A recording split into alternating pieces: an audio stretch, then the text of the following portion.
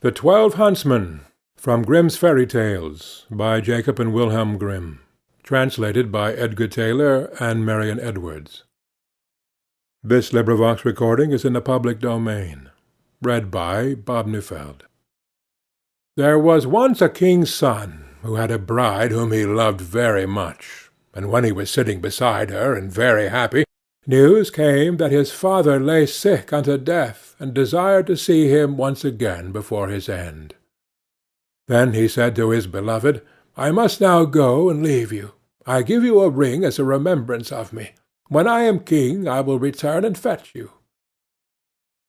So he rode away, and when he reached his father, the latter was dangerously ill and near his death. He said to him, Dear son, I wish to see you once again before my end. Promise me to marry as I wish. And he named a certain king's daughter who was to be his wife. The son was in such trouble that he did not think what he was doing, and said, Yes, dear father, your will shall be done. And thereupon the king shut his eyes and died. When, therefore, the son had been proclaimed king, and the time of mourning was over, he was forced to keep the promise which he had given his father, and caused the king's daughter to be asked in marriage, and she was promised to him. His first betrothed heard of this, and fretted so much about his faithfulness that she nearly died.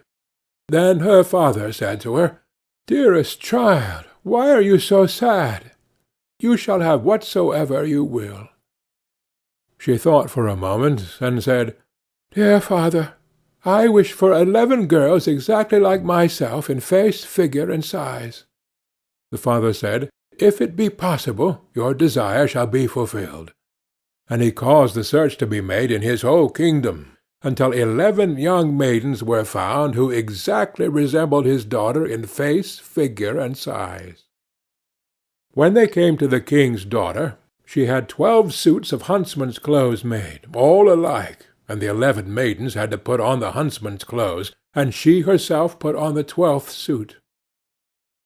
Thereupon she took her leave of her father, and rode away with them, and rode to the court of her former betrothed, whom she loved so dearly. Then she asked if he required any huntsmen, and if he would take all of them into his service. The king looked at her and did not know her, but as they were such handsome fellows, he said, Yes, and that he would willingly take them. And now they were the king's 12 huntsmen. The king, however, had a lion which was a wondrous animal, for he knew all concealed and secret things. It came to pass that one evening he said to the king, You think you have 12 huntsmen? Yes, said the king, they are 12 huntsmen. The lion continued, You are mistaken. They are 12 girls. The king said, That cannot be true. How will you prove that to me?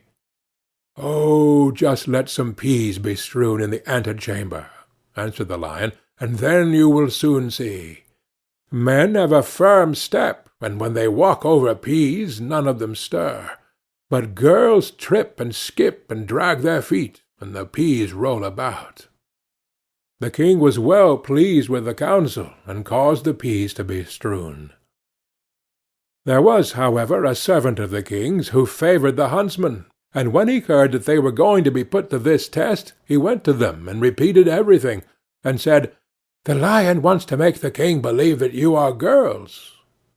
Then the king's daughter thanked him, and said to her maidens, Show some strength, and step firmly on the peas.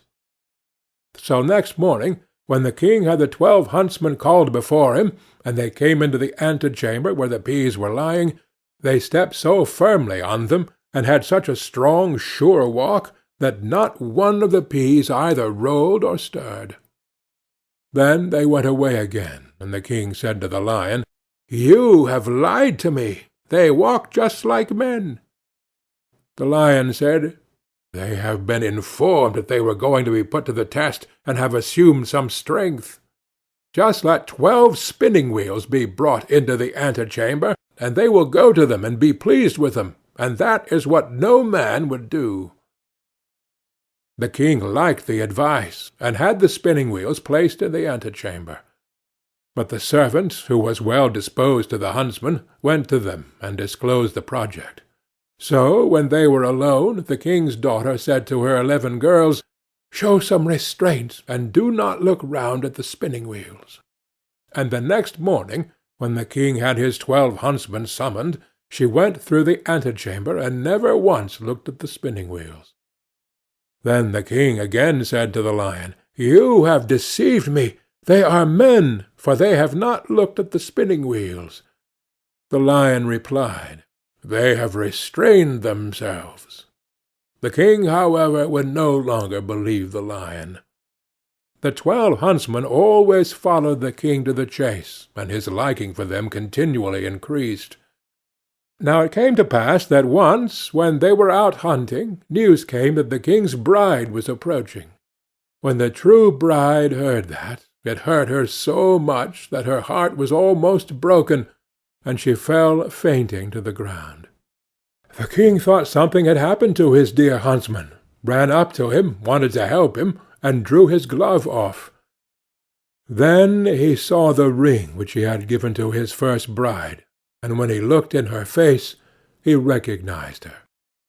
Then his heart was so touched that he kissed her, and when she opened her eyes, he said, "You are mine, and I am yours, and no one in the world can alter that."